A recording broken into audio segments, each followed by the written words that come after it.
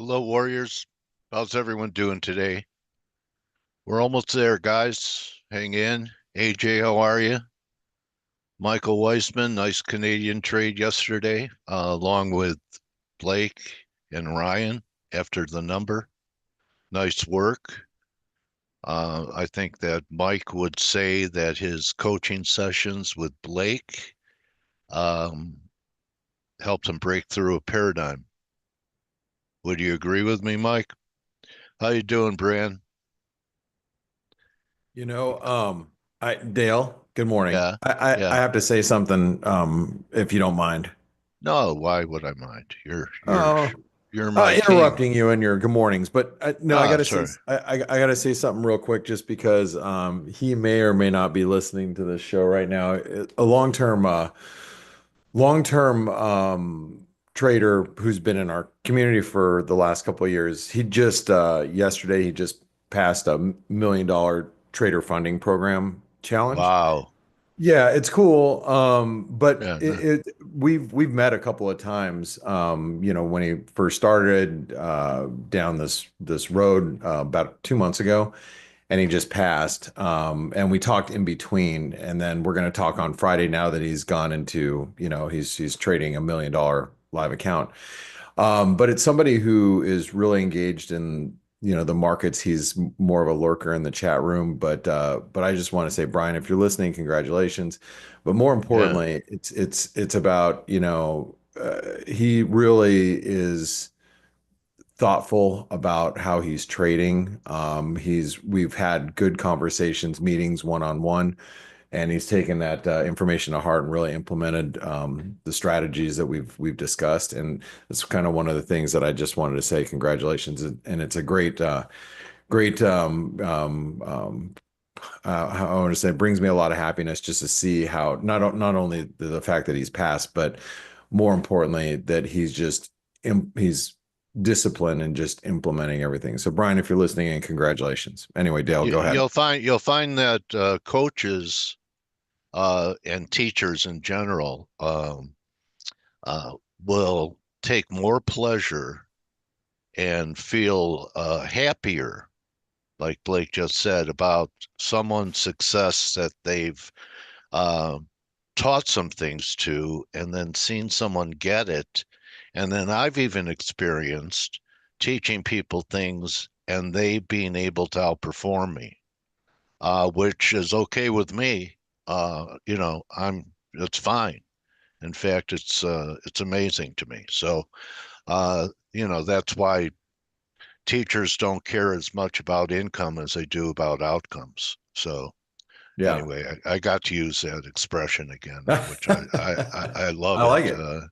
Yeah. All right. So nice trade yesterday, Blake and Ryan and Michael, and I'm sure there's others in the chat room that took that Canadian trade. You did it live here during F.A.C.E. I would say anyone who took that trade, peel off some profits and get into the community because I bet there was more than one call yesterday. Besides the Canadian call. So let's talk about Canada. I'll bring in Ryan. Have you booked anything here, buddy? Good Yeah, morning. morning, mate. Yeah, I started slicing, straight as we were getting up to that 140 level Okay. in dollar Very good trade. How now, brown cow? CAD. Thanks, mate. Ever Yeah, hear that? yeah, I know brown cow. Yeah, No, I'm not calling you a brown cow. It's just an expression. yeah. But You'd be yeah, a no, good, Jersey cow anyway, right? good trading by everyone jumping on that dip over the CPI data Yeah. yesterday. So everyone's sitting pretty at the moment, and it's going the right way. Not exactly a decisive break as yet, but it's working on it. Okay. I just want to point out one thing on the silver. Check out the line that it's almost gotten to off these tops. And then you had a tag here on the pullback before it rallied to 35. So we're approaching it. It would be a place for even if if you're bullish, you would be looking for new highs. This high did confirm. But even if you're not bullish, it's been a pretty good break.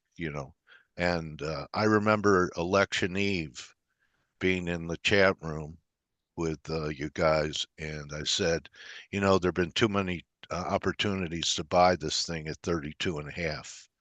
I didn't think it was making it too convenient. There were too many hits there.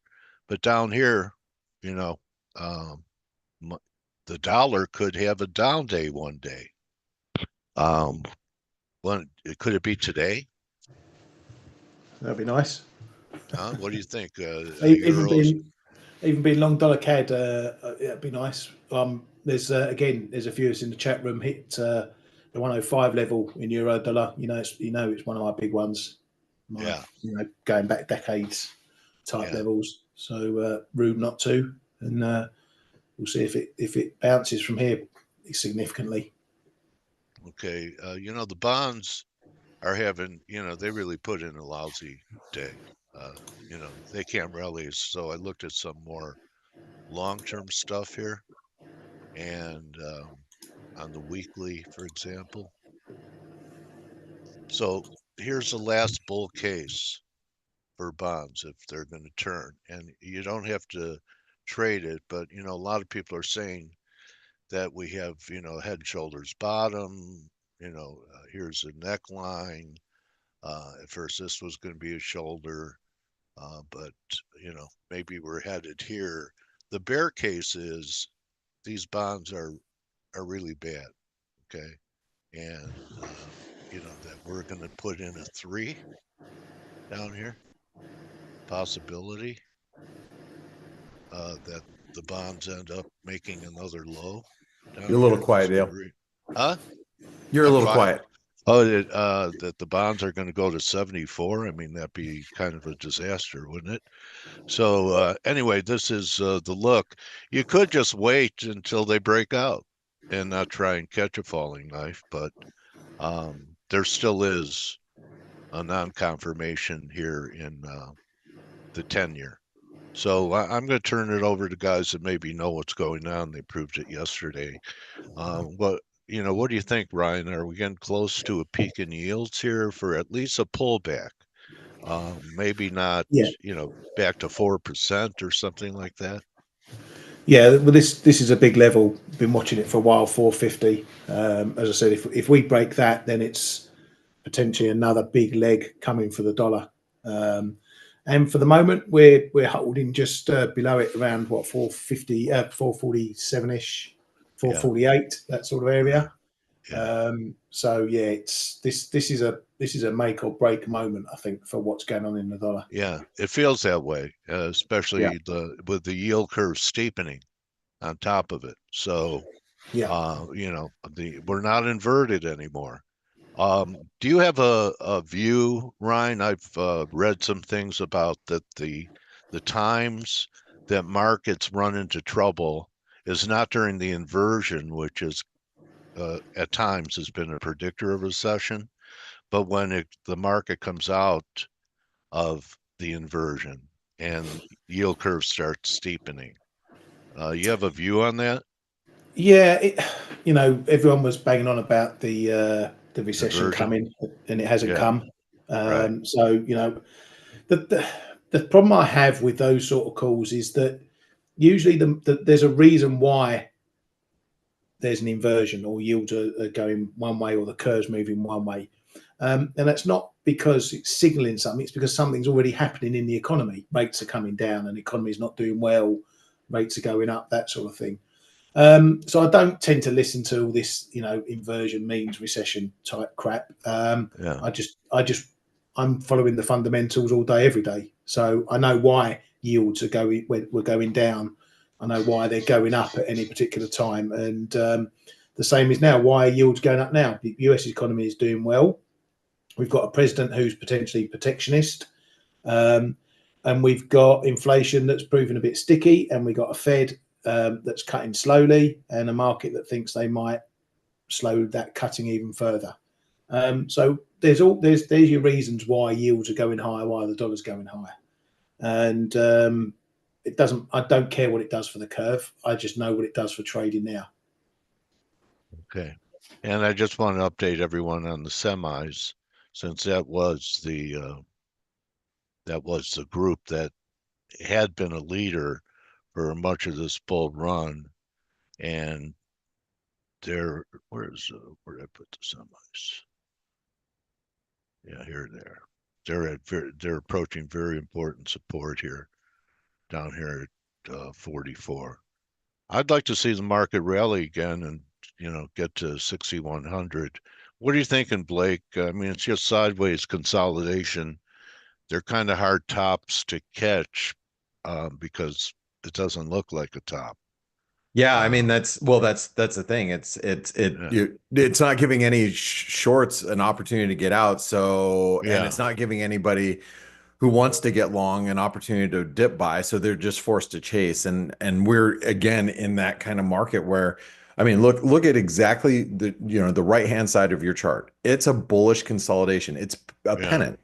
okay, There's yeah, there's probably what a 70% chance that we break out higher as a pennant, and based on the trending market that we're in, I would even notch that up a couple of percentage points that the risk is still higher. We're going to need a catalyst, Dale, to move lower, and if there's no catalyst, we're into a seasonal period where you're going to just see continued buying. I mean, I don't know what's going to stop it. Again, it has to be a catalyst, and it has to be probably something that's unforeseen, a black swan. yeah, And aside from that, I don't know yeah. what's going to stop Crude, this market. crude is up, and oh God, now I forgot what I was going to say, but Crude is oh, up. yeah, crude is up. Um, I think you're right. Something that stops it might be a geo event. So, oh, this is what I was going to say. So, look how strong it's been with yields going up. But, people say yields going up, that means growth. That's good for the market. So it's okay that rates go up. And in the face of a, straight up dollar for about a month, the market, it hasn't dampened the market's performance. What happens if those two correct? Yeah, So if it could do yeah. well with pressure from outside markets, what's it going to do when that pressure becomes a tailwind, Well, right? I've heard people say this for a while, and Yeah, like I'm we're confused. but we're at levels where in yields or in interest rates we've lived at in history, in a good economy. So if you look at our economic data, now some of you would say, oh, our economy isn't doing that great. It's inflation, it's biting, it's, maybe for you and maybe for other people that but the economy is doing just fine. Our unemployment is low. Yes, people may have two jobs. Yes, inflationary pressures are still persistent. Yes, yes, yes, but we're still producing, and our companies are still making money. I mean, you look at we just came we're basically wrapping up another quarter of earnings, and companies are doing well and they're making money. That's a fact. So when you're sitting here, anticipating, I mean, I hear a lot of like macro people, oh, we're already in a recession, but they've been saying that for a year. Oh, we won't know for 2 years after we've been in a recession for 2 years that there's a recession happening. And it's like, come on now. You're just, Yeah, I think there will be a point, and especially if going into next year, I believe that, once we start seeing the new administration coming in, we see what type of agenda the Trump administration is pushing. If the market becomes uneasy about the fiscal spend and where rates are at, we could see maybe the bond market shudder a little bit, and yields really spike. And I think if we get 10-year above 5%, which remember we're at 440 right now, or yeah, 450. yeah, If we get above 5%, I think that's going to be alarming. I think people will go, ho, ho, whoa, whoa, whoa, whoa, wait a second. But where does that put every other market? Like if you think about it, if yields are ripping like that, the dollar yen could be at 160, the euro could be at parity, sterling could be at 120, 120. You know what I mean? like I think about like the repercussions of it versus, yeah, stocks may come under pressure. Sure. We may have a Liz Truss moment here in the United States at the beginning of the year, but for right now, everything's fine. And, I mean, as I far think as we're two fine thirds goes. of the way through. In the dollar, I was talking 109. I didn't trade it well, but Yeah. I will share a lesson that I don't know how many times I've had to learn this. Okay. Yeah. Okay. Write it down. Don't trade counter trend until the target you're looking for is achieved. Okay. So I was, I was looking, I wanted a break.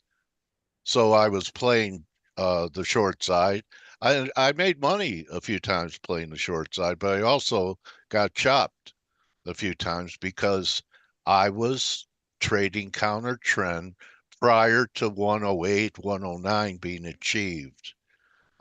Because I wanted to get long, so I thought, well, it's overdone. It's technical. There'll be a 50% pullback. That never happened. So save yourself some money. If you have targets you believe in, don't trade counter trend until it's achieved, Right. or you'll just go through what I think a lot of people went through here after the election that were, looking for higher levels in the dollar, but were looking for a break to get in. Never really gave you a break, a good correction to buy. Hey, Dale. Yeah, go ahead. Yeah, sure. Can I take the screen really quick? Because we got Yeah, producer prices coming in like 15 minins. You guys go, let me know if buddy. you can see the ForexAnalytix There, it's platform. coming up, Blake. Okay, you guys can see that. And Yep. by the way, RC, you just asked me a question. I did respond to you. Yes, I'll get you handled. Please just email me directly. I left my email address, or you can contact support, and they are more than capable to handle you as well. I already got clearance for your request, so there you go. All right. First of all, I want to say congratulations, Ryan. You picked up the euro dollar at the lows today. Ryan was picking up the euro on the Flow Show. So if you guys don't listen to the Flow Show, that's in European hours while Dale and I are sleeping, make sure you're listening. We basically have completed the ABCD equal leg move as we approach 105. So I was saying to you, Ryan, in the chat room, it's a horseshoes and hand grenade situation. I'm going to be pissed if it is, because I've been waiting for this thing to complete. And Ryan asked, "What is horseshoes and hand grenades?" Uh, I say, and Dale knows this. There's three things that almost works. Horseshoes, when you play horseshoes, you play a game of horseshoes, you don't have to get around the pin. It's just close enough. You beat out the other player, you can win. With a grenade, I can throw a grenade within a few feet of you and not hit you and still kill you. And in technical analysis, sometimes you can Game of forecast inches. based on based on technical analysis, and you can come really close, and that could be good enough, and we could get a staggering reversal in the euro from this level. So, Ryan, horseshoes and hand grenades, and sometimes technical analysis works pretty well. And you came really damn close to completing that. It's a big level down there. Maybe it holds for you. Yeah, I Oh, well, think. I hope so. And thanks very much. And typical Yanks always talking about blowing stuff up.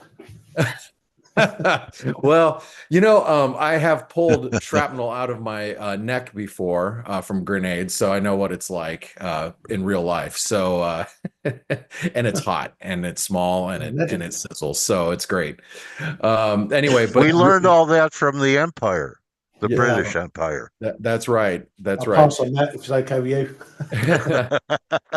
So let's talk a little bit about CPI, what we have going on today. And by the way, actually before I even do that, I want to show you guys how important this 104, 105 level is, because we start breaking below 104.50 and it gets ugly. I mean, and we don't. I mean, if I was short euros right now, I would be covering. And I'm not saying that that's the right position, because we might be going to parity. but I would just re-enter on a breakdown. You know, at this point, you're close enough, right? Sterling, you look at Sterling, we just broke through these lows, not quite to the rising trend line, but you know, we broke through it. Maybe it's a false breakdown today with after PPI. Now I'm making assumptions here, but look at the Aussie. The Aussie is at the 78% retracement megaphone support. And if you guys, you know, do technical analysis and you're like, okay, you know, megaphone is a reversal, so it should go back down, back that direction. Great. Okay. Well, maybe we get a bounce here. I don't know. You have to go look at copper because copper is actually bouncing from really, really critical support. If you listen to Nick Groves over at Trading Analytics, he has talked about last night. He's like, I'm buying copper. Just FYI, I'm at the gym right now because it's going to bounce from this major support. That's what Nick was talking about last night. And he picked up copper, you know, sometime in Asia. And we are bouncing off triangle support. Again, I'm just giving you guys reasons why things might happen. Look at the Kiwi.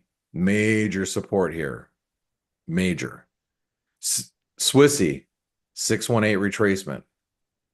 Canadian, struggling at 140. I'm long, but you know, it's still at 140, any which way you slice it. US dollar, Norwegian krona, big resistance.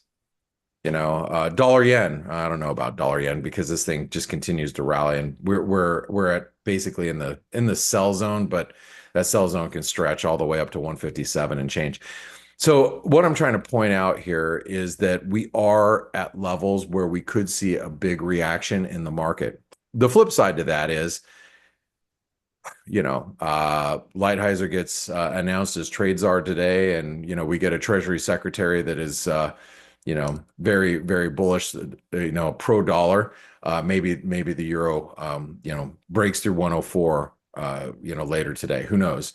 We saw that yesterday where we saw a CPI data that looked benign and in line rather, and the market initially bid up the euro, and then the euro crapped the bed, you know, the next couple hours after the F.A.C.E show. So that is entirely possible as well.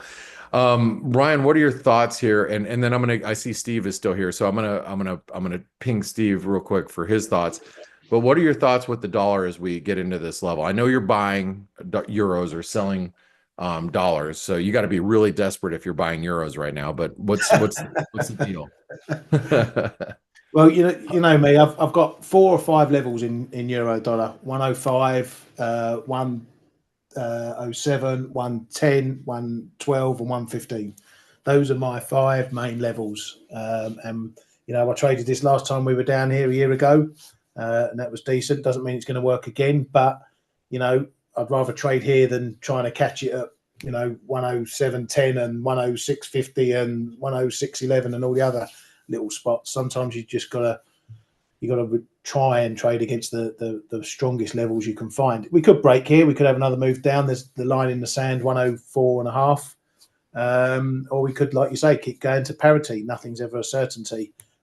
Give me a second because I'm just trying to take off a bit more of my long at 43. Done. Thank you. By the way, if you guys don't know what Ryan's doing and you want to like stay up to date with what Ryan's doing, remember with ForexAnalytix, it's only $1 to take a 10-day trial. And when you do that, you can be in here. I was just posting in the S&P room. Here's the trades room, so you can see what Ryan's doing. And you know, live. Yeah, and you can see that I picked up some Euro Canadian this morning. If you're curious. There's Ryan. He just cut. That's scissors. He just cut his euro long, which, you know, he's posted that he was buying euro, adding to euro, all European morning long. So, Ryan, really nice trading. And you guys can, you know, it's not only just Ryan and I. It's obviously a lot of other traders too. K-Man, when K-Man will be back in the saddle, he's in here quite actively. So get involved with the ForexAnalytix community. All right. So Ryan, continue on. Sorry. Good trading. Yeah, thanks. So, yeah, obviously I'm the other side in dollar CAD. I'm long dollar CAD, and I'm waiting to see if it holds this 140. Yeah, the dollar's really, like you pointed out, some of the levels there. It's really an inflection point. You know, there's some big levels. I still think, as I said to Dale earlier, these yields at 145 in 10, at 440, at 450 in 10s is really the make or break of all this. It is. If you look at, and this is something that we pointed out last week, and shoot, let me find where in the hell is my 10-year? Oh, here. This is the, if you read ForexAnalytix and the analysis, because remember, it's not just currencies, guys. If you're sitting here going, well, I don't really trade currencies. We cover the S&P, we cover Bitcoin, Ethereum, gold, silver, crude oil, boons. I mean, there's more. It's really, almost all markets. But the 10-year completed, which we have the ZNs in there, they completed a bear flag pattern, but more importantly, you can see this trend line that the 10 years on. And as Ryan just said, this is really critical because if the 10-year breaks down here or the 30-year breaks down and yields really start screaming, that's what's going to if you think the dollar is strong right now, wait till that happens. If you see a breakdown here in the 30-year or the 10-year, you're going to see yields really, really, really take off, right, Ryan? Yeah, exactly that. And this could just be the start of a big dollar move. Yeah. All right. Well, speaking of which, we only have a few minutes, but I want to get Steve's opinion really quick on how he feels about the dollar at these levels. And I know he's probably got some opinions. So, Steve, good morning. Good morning.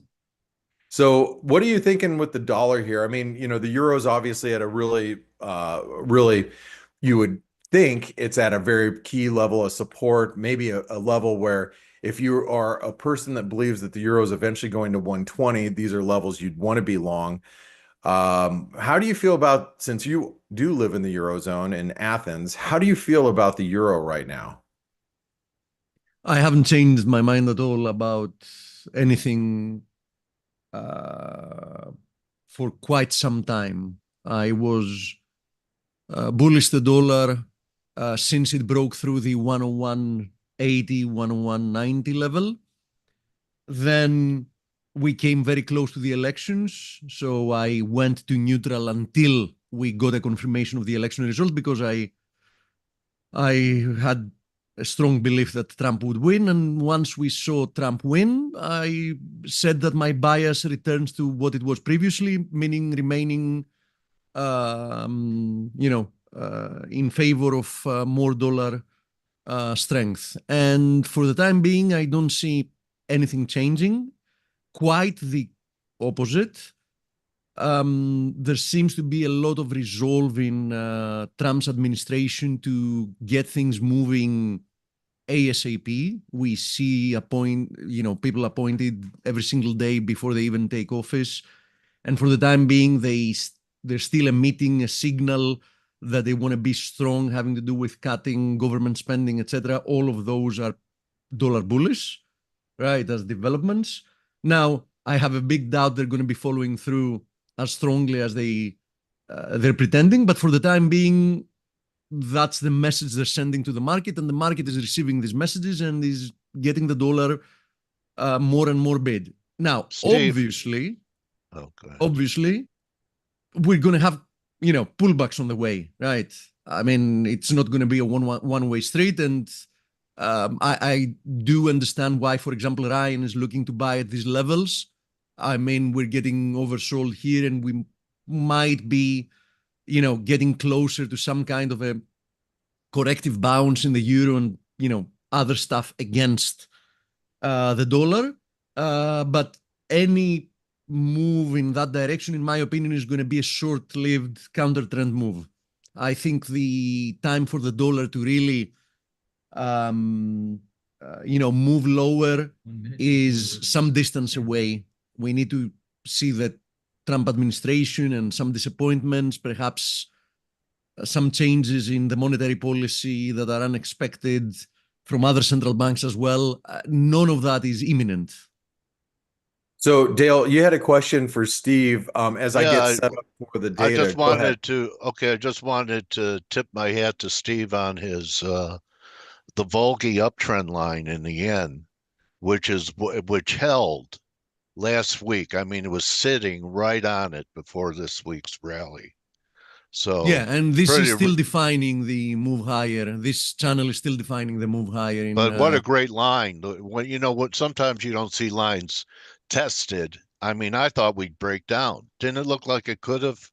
broken down this week? It It could have looked gone like either it, way. but I had extra belief in that because we had we still have the exact same channel, We're getting holding numbers Data's now. the out. US 10-year yields Sorry, Yeah. in an data's out. uptrend.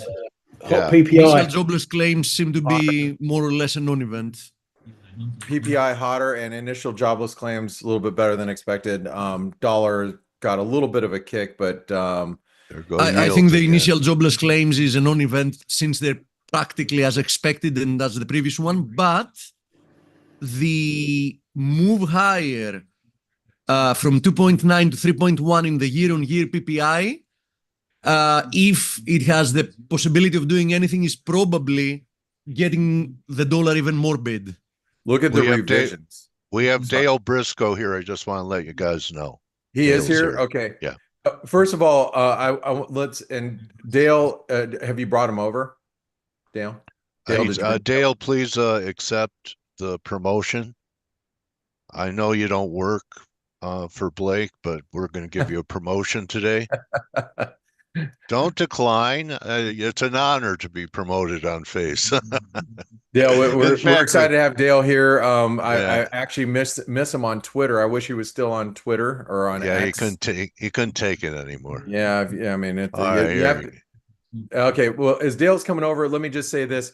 Steve, maybe tomorrow, what I think is going to be a really good conversation to have, and this is something I'd love to have with you here on F.A.C.E. Maybe we can all talk about this, Ryan and Dale, as well. Let's talk about, how the Trump administration plans to, tackle bringing the dollar down, engineering a weaker dollar, but trying to implement all of his policies that he thinks he can implement, and have a weaker dollar at the same time. I just don't know how it's possible. So I think something's got to give. It's a simple answer. I don't think it is. Okay, Something well, has to give. let's discuss tomorrow. It's like saying Yes, I you have a have plan to of sleep on it. Yeah, it's like saying I have a plan of eating 10 plates of food each day and at the same time get thinner.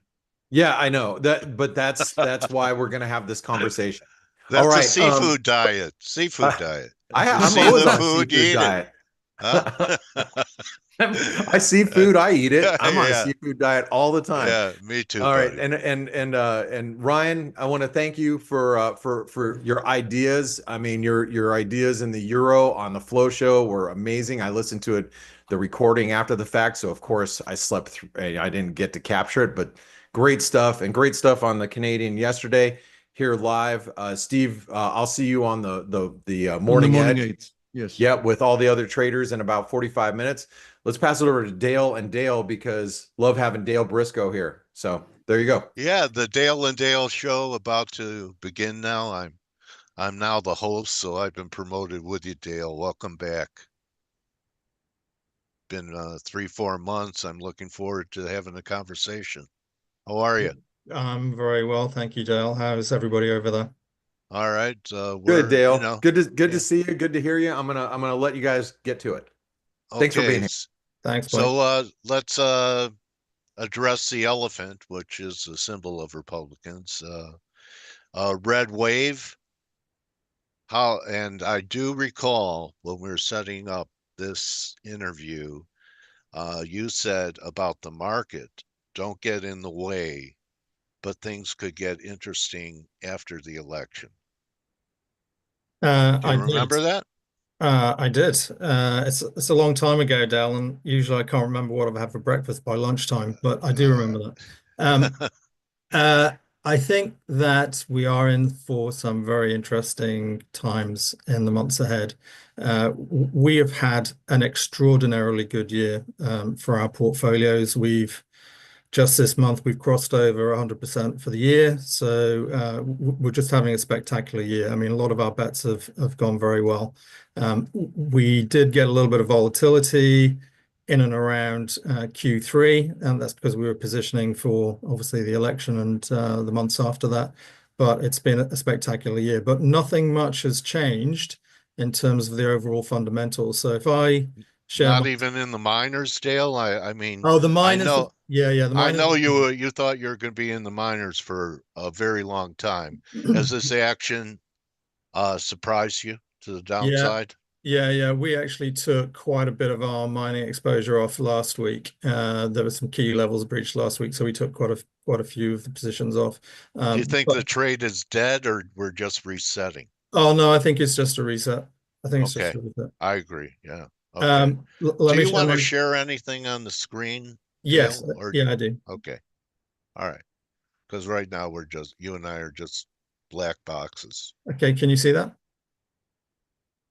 Yes, got it. Okay. Okay, we're looking at the yields, 10-year. Yeah, so let's just take a step back and just reassess what's going on fundamentally. And don't forget, I think you remember my acronym of depth, DEPTH, and the E stands for Einstein, which is time is an illusion. So time is illusory. So time frames matter. And Yes. remember that we or I look at things slightly differently than you guys. I'm much more of a longer term guy in terms of what sorts of trends that we're looking for. So fundamentally, nothing has changed in the last few weeks or the last few months, right? Okay. The economy is doing great. Economy is doing fine. The economic indicators are all pointing higher. You've got inflation expectations trending higher. My favorite, obviously, is the very long-term CPI. And, that's going back, 60, 70 years. We're kind of now bottoming out again. Okay. So we got wave 3 or C coming Yep, we've in got another leg, inflation. at Well, you had least it another labeled. leg higher in inflation. So average hourly earnings. So I Yeah. mean, the mission accomplished with the Fed easing and going to half. Have you ever seen a time, being a trader and a market watcher, where the Fed would start an easing cycle and have the market back up in their face the way the market did here over the last month or so? The reason that's happened, Dale, is because the market knows that the Fed are playing with fire. And I said this 3 months ago. I'm pretty sure I said this to you 3 months ago. This is a huge policy mistake by the Fed. And I don't care what all the economists are saying about, oh, the economy's slowing down, inflation's coming down, and the Fed, running rings, shouting, hallelujah, we've beaten inflation. It's complete nonsense. This is going to be seen in future years as a very bad mistake by the Fed. Okay. It's like what happened in the 70s. We thought, different Fed chairmen thought they had beaten down inflation, and I think there were 3 separate um, waves Yeah. of inflation before Yeah. Volcker came in.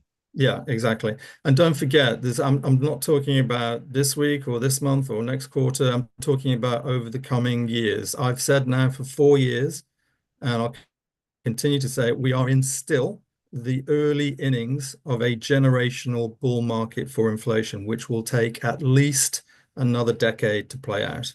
Okay, so Okay. Yeah. what does that mean? Okay, yields. We almost call the bottom of this wave foreign yields, but yields are going higher. If I had to put a number on it over the next 2 or 3 years, I'd say probably to about 6.5%. Same for the 10-year. Exactly the same story. In fact, the 10-year is an even prettier chart than the 30-year, right? Yeah. Look at it. Yeah. Really 10 nice. years even prettier. Once it takes out 5% on a decent closing basis, you're going to get exactly the same thing. You're going to get 6.5 to 7%, I think. Okay. We had this counter trend trade on in TLT, if you remember. Yeah. We were long. Are we going to new lows here for a Yeah, third drive down there, Dale? I was just talking about that I today. think we're going substantially lower. So we We take out the 80 low, or the Yeah. 84 low. So can you see how it could be a 3? You've had 2 drives so far, and you could have a third. Yeah, I can see how it could be 3 drives. I think we're going to take out 80 and TLT. And Okay. maybe, again, not Yeah. Not this Not month, but tomorrow. not this Not month. by not by the close today. Not, but yeah, exactly. I'm not trading it for 5 minutes. Not trading it for Right. 5 minute chart. These are weekly charts. So Okay. this, okay, I think you were talking also about, yield curves. Yeah. We called this back last year. We were calling this when we were still sort of 50 basis points inverted that we were going to go positive. Okay. It took a little bit longer than we anticipated, but we're on our way.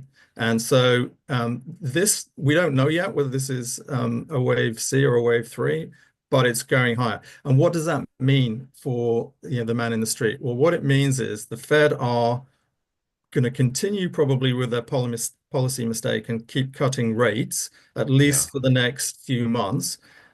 The bond market is going to say, well, that's absolute nonsense because inflation is not going anywhere. It's not really coming down. I heard Jeff Gundlach the other day talking, I think it was on CNBC, about, oh, we might get a one handle on the inflation print in the next 6 months. Yeah, we might well do. But guess what? It's not going to stay there. It's probably going to go a lot higher. So the yield curve is probably going to continue to steepen, driven by the long end selling off and the Fed sort of doing their policy mistake on the short term. Is that the danger zone? Not the inversion, but the steepening when risk is challenged? Typically, yes. And that's because the bond market the long end stays where it is, but the short end comes lower because, aggressive Fed cuts, etc.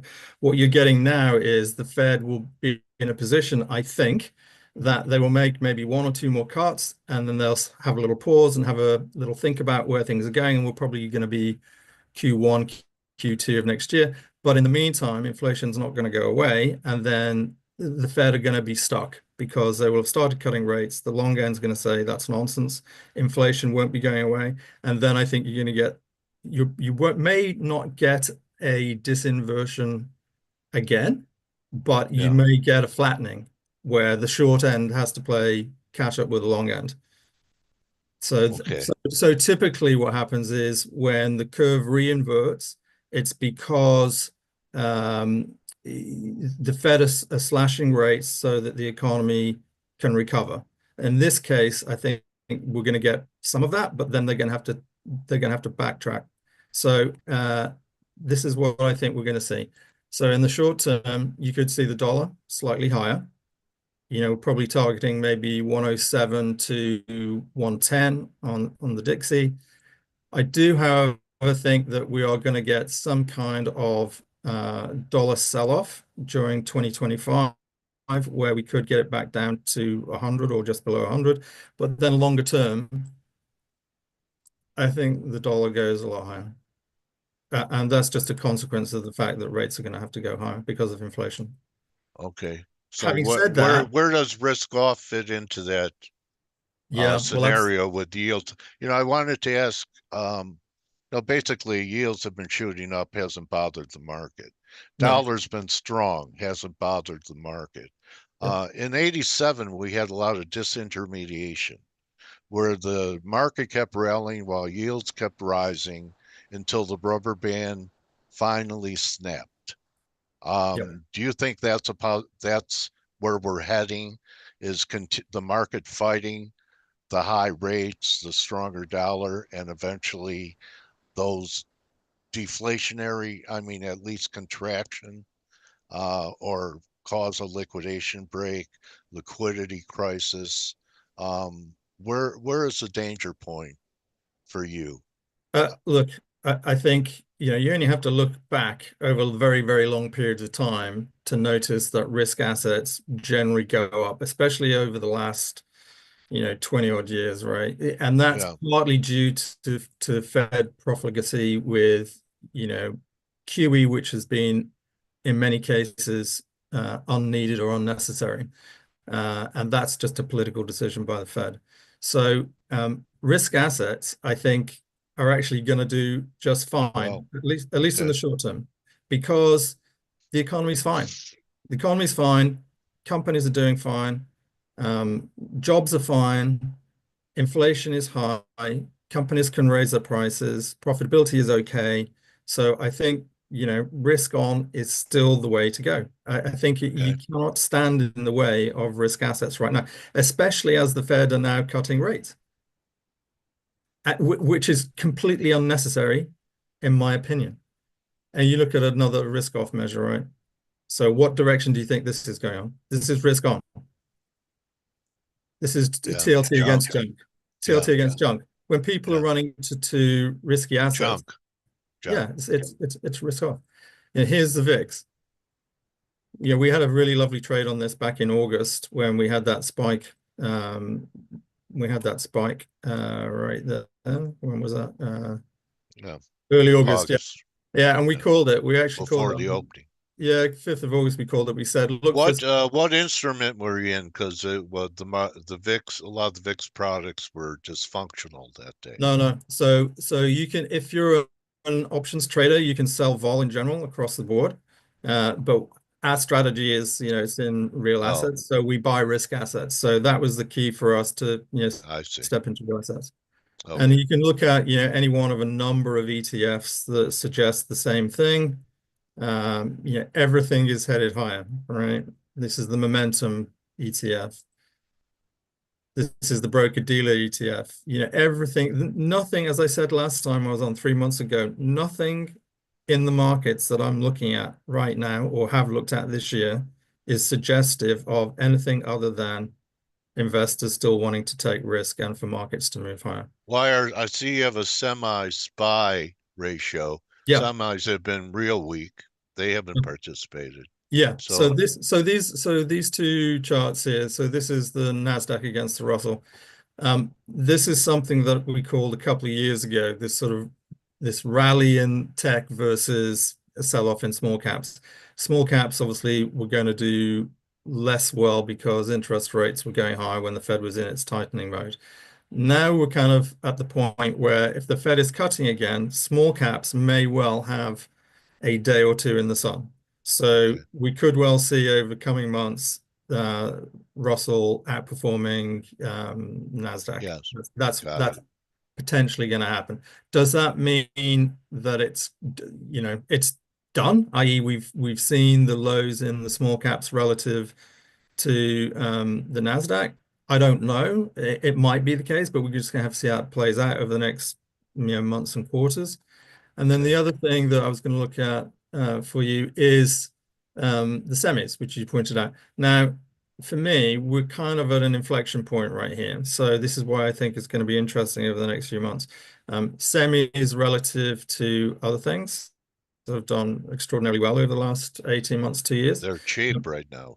Is well, what you're going to say, relatively. I'm not going to say they're cheap. I don't think they're cheap. Yeah. What I will say is that semis are probably still going to be the place that you ultimately want to be longer term, right? So whether we get, another 10% lower in semis from here, who knows? I don't have a crystal ball over the next, few days or few weeks. What I will say is that over the long term, I think it's going, still higher relative to the market, right? Probably another 20%, 30% higher relative to the market. So you have to sort of use your ammunition wisely in terms of what you're doing. If the time to sort of take profits was, back in the summer, and that's why we had, we're up over 100% for the year, unleveraged and with no options. We had a tough Q3. We gave money back in Q3, but we've been saved in Q4. Why? Because we've been coming back to the trades that we believe in, which is commodities are probably going a lot higher longer term. I don't think there's any doubt in my mind about that. So this is uranium, for instance. I think we've seen a bottom, so we're long some uranium miners. They've done really well. I think the last time we were on, I spoke about this trade, which was the China trade, right? We spoke about this. It was the time. This line here. I think this vertical line was when we were on, and I said to you, we like China. Yeah. We had that massive pop. We had a 60% pop. We're out of that. Were you happy that day? Oh yeah. Well, for there was a few weeks where we just we didn't know what was going on. We were tempted to take profits, but we couldn't we couldn't take our money off the table. It was just Yeah. like too good to be true. Anyway, Okay. my favorite trade, as I mentioned to you before, and I'm not a massive Bitcoin fan. You know, I don't fully understand all the use cases for Bitcoin. You just get the charts. It's a risk asset. Yeah. It's a risk asset. That's all it is. So my target for Bitcoin over the next few months is probably about 110,000, and then I think we might get a decent correction. So There are some people saying this is 5.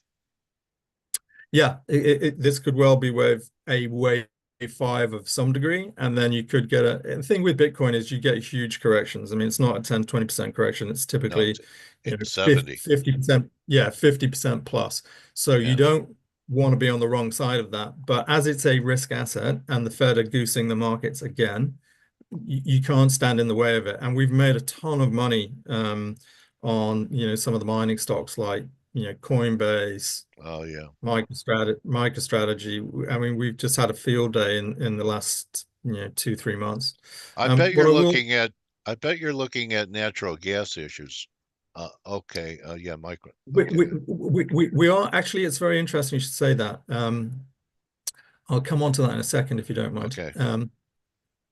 So these are some of the things that I'm looking at now for the months and quarters ahead. Was XLY is a discretionary consumer stuff? Discretionary, right? Okay. Exactly. Okay. So consumer discretionary, basically stocks like Amazon, Tesla, and Home Depot. Okay. This to me looks like a classic wave 4, and we're going to be headed higher. Just bear in mind the time frames again. I'm going to say I can't emphasize that enough. This is not a 5-minute chart. This is a monthly chart. So, and again, this is relative to the SPY. So I'm thinking that consumer discretionary stocks are going to significantly outperform the market over the next 3 to 5 years. So if you want to look at things like Amazon, Home Depot, Tesla, now's the time to try and look at it. You don't think Trump will give Bezos a hard time? You didn't Honestly, think of that, did you? I don't really care what Trump thinks or says, to be honest. Okay. You know, Trump doesn't control the stock market. Stock market's way bigger than that. Okay. This is the SMH. So this comes back to your point, Dale, about semis being weak. And yes, they have. And could they have another 5%, 10% correction? Yes, they could. But I still believe that semis longer term are going to outperform the market. Okay. What's going to underperform? Well, this is something that we've been on the back of for the last few years, which is solar stocks. We've been short solar. We continue to be short solar. The whole solar and EVs a little bit as well to some degree have been way overhyped. How about windmill? You have any windmill shorts? Are you like Don Quixote out there on your horse tail fighting the windmills? We do trade in and out of alternative energy stocks, and we have had some decent shorts in the wind space. We don't have any positions on right now, to be honest. All right. But so how about okay? So you were going to go to yeah. I'm going to come on to a few other things. So these are some of our relative favorites, right? So this is uranium against solar. I think it's a no-brainer right now. So nuclear stocks, you know, uranium miners, CCJ, NXE, those sorts of stocks against short the solar stocks. This is consumer discretionary against utilities. Okay. Utilities are going to struggle because inflation is not going to go away over the next few years. So rates are going to go higher. Utilities are going to underperform relative to other things in the market. Same thing with real estate. It's going to underperform relative to consumer discretionary. These are communications. This is the communication sector. So we've been long stocks like Meta and Google, and we continue to like those stocks against real estate. What do you think of Apple? Yeah, I'm struggling to be positive on Apple, to be honest. Apple and Microsoft, I think, are going to relatively underperform. So I'm neutral on Apple right now. I think, look, I have an iPhone. I've had an iPhone for donkey's years. And I think Apple is a good company, but they haven't really innovated anything for a very long time. Apple is not the stock that it was 20 years ago, put it that way. Yeah, I don't think Tim Cook is in the club either. No. The Elon club. So these are basically XLC and XLK, which is communication sector and obviously tech sector against biotechs. We've actually made decent money on biotechs this year, but we're now pretty much out of all of those trades. Now this is going to interest you, Dale, and probably Stelios and a few others. This is XLE against GDX.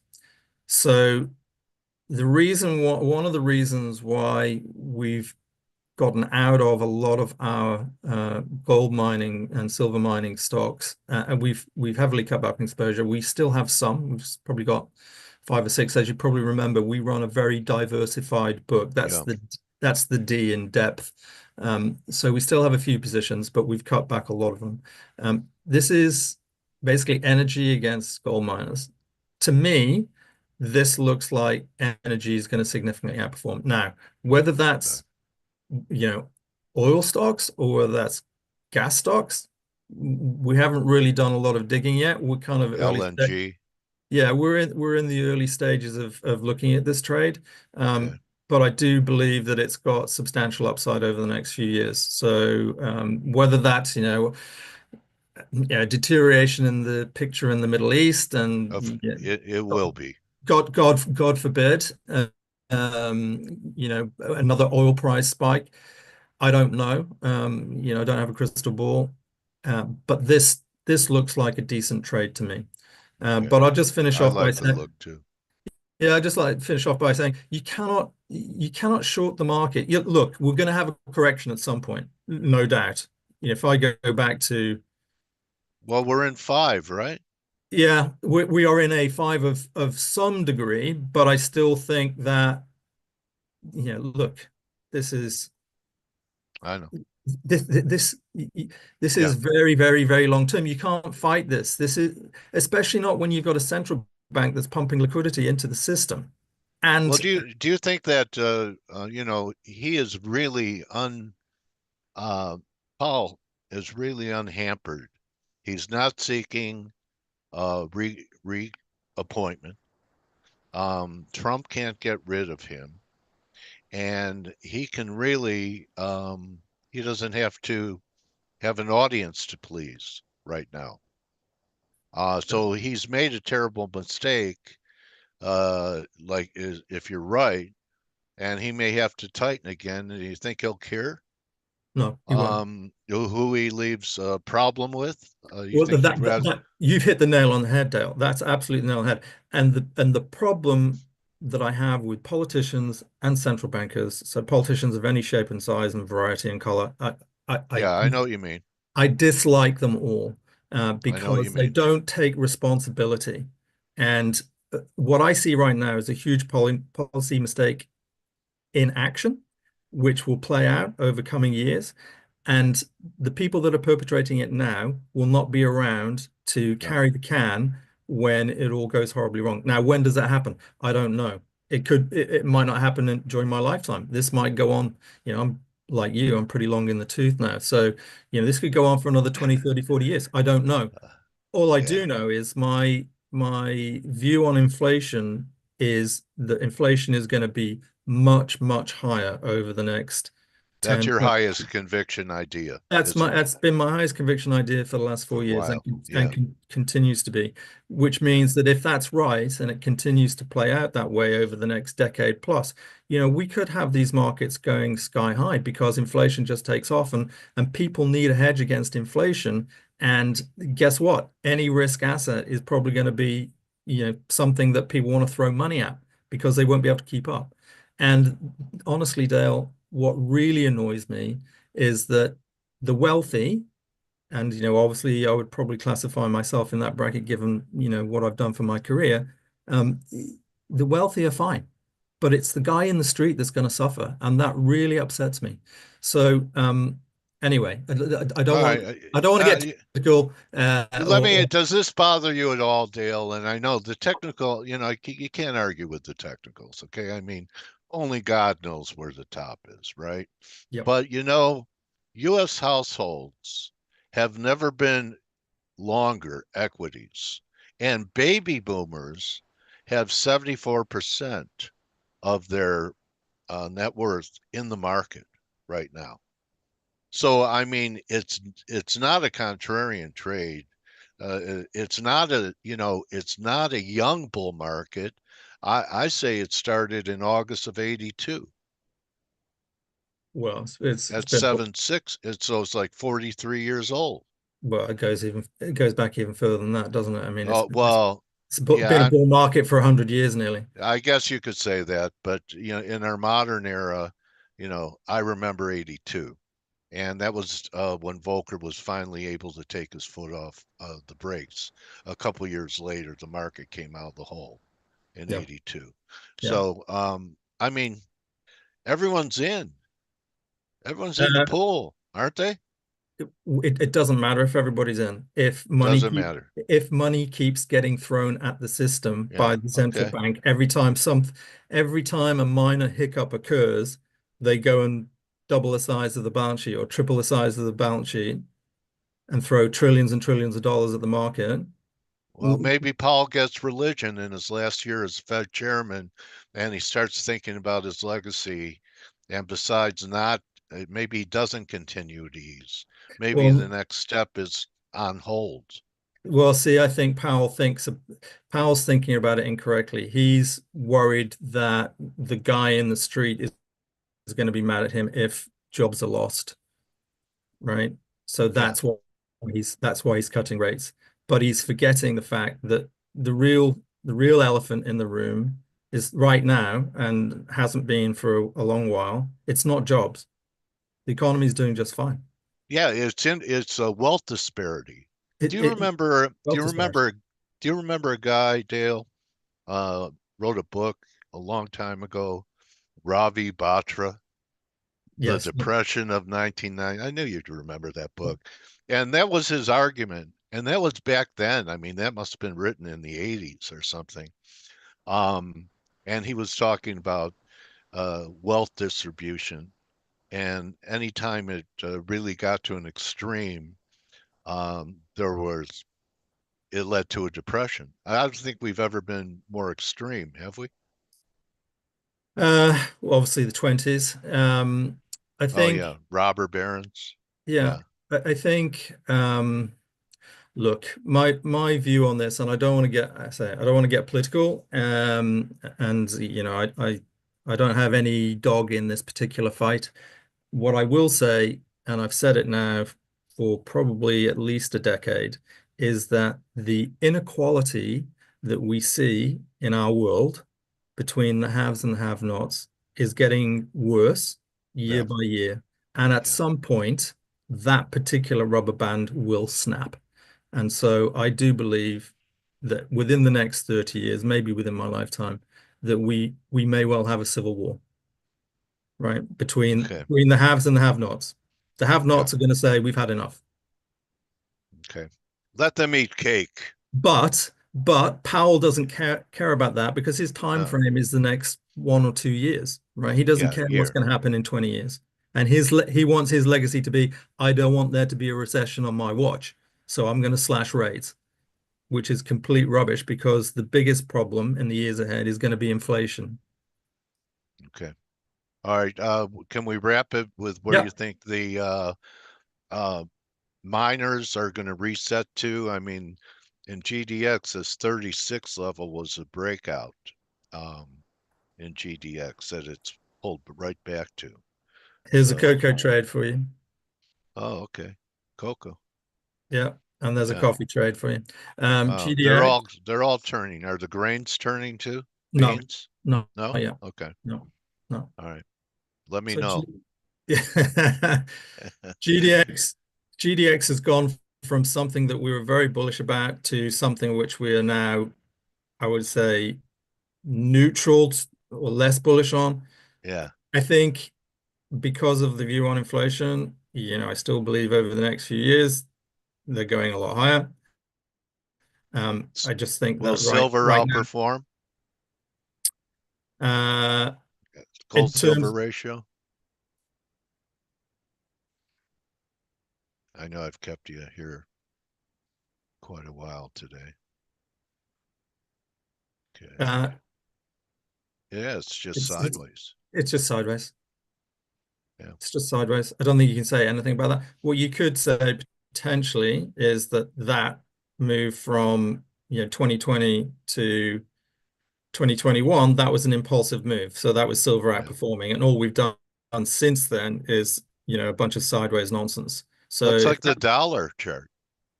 yeah, A could well lot be. like the dollar chart.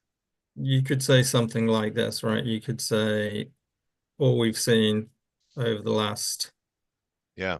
few years is just a And if it's like sideways the little dollar, triangle. it'll break. Yeah, I like that. It's nice. So that's probably what I would say in terms of silver relative to gold, is that ultimately over the next, this is like going out into 2026, is that Yeah, silver is likely to I outperform. agree. I agree. What a great interview, Dale. Really appreciate you coming in here and You're you know welcome, Dale. You're welcome. sharing your macro stuff with us because macro is really a road map for people. And if you get the roadmap right, then it's easier to be tactical, isn't it? Yeah, well, as you probably remember, my investment strategy, which I've been running for many, many years now, and which is probably why we've been so successful this year in particular. Um, I used to call it techniquantamental, which is a bit of a Yeah, mouthful, but now I call it fun quantech, which is much okay. easier to say. Fun Yeah, being fundamental, but obviously it's because it's fun, right? yeah, And the quant because we use a lot of quant screens, and tech because technical analysis, this is what we do at the end of the day. yeah. But the time frame in which we do it and we make our profits is much shorter than the time frame with which we look at the world. And you have to do that. You have to look at the bigger picture, in my opinion, anyway. Everybody has Right. their own way of doing things, but for me, what's worked best over many years, over 35 years, is taking a top-down view, a longer-term view, not getting caught up in the shorter-term noise, and just sticking with your convictions. Obviously, set risk levels and stop levels. That's essential, but stay with your view and don't get shaken out of trades just because of what happens in the next 5 minutes. Great advice from someone who's been there, who learned from his mistakes, and I guarantee you, Dale made them before he had his breakthroughs, and now trying to help comes here to help you avoid the landmines that a lot of people, that traders step on, and give you some nice guidelines on markets. You've made it hard for me to want to look to, for a top in the S&Ps around 6,100 to 6,200, which is a number I've been looking for a long time. I'll still try it. Look, Dale, I think it's fine to do that. It doesn't work for me just because of how we manage Yeah, portfolios and how we run risk. yeah, yeah, And the hedge fund clients that we have tend to want us to look at things on a slightly longer term yeah, basis. But I do think there is a correction coming for sure. yeah, yeah, And it could well be in that sort of 6,000 to 6,500 space. yeah, So I wouldn't be going long here, put it that way. If you're a long-term investor, you've been long for a long time, right? yeah, So take some money off the table, have some cash, in the bank ready to put to work if you do get some kind of decent, shakeout. But everything in the market right now, whether it's volatility, whether it's the VIX, whether it's TLT junk, whatever sort of risk on, risk off measures that you look at, nothing is suggesting to me at the moment that we're headed for a big fall anytime soon. But I don't have a crystal ball. Something could yeah. But that's eas what, easily pop. maybe it'll take a, I mean, do you think, Dale, and this will, I swear, I promise this will be the last question, that tariffs didn't work that well in the 30s.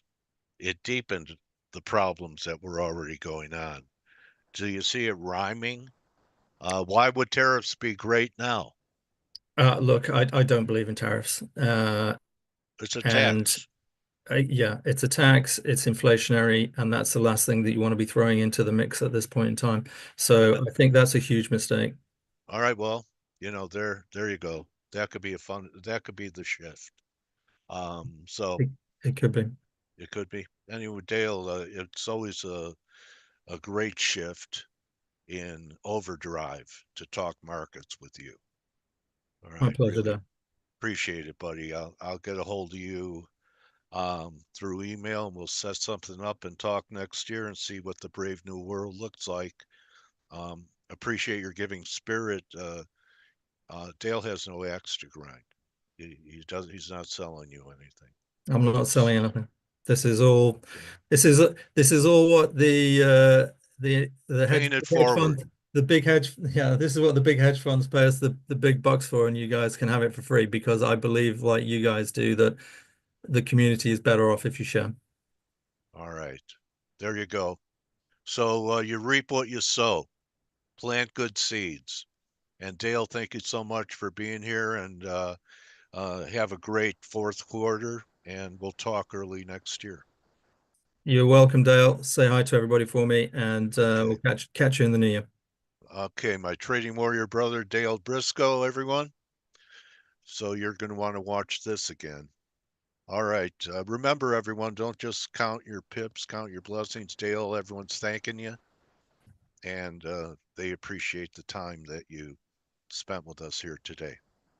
So see all the comments? Very good. All right. All right. Well, that's a wrap for me. And we'll see everyone for TGIF. You guys have a great day. And that's it. Good hunting. Adios, everybody. Thanks again, Dale.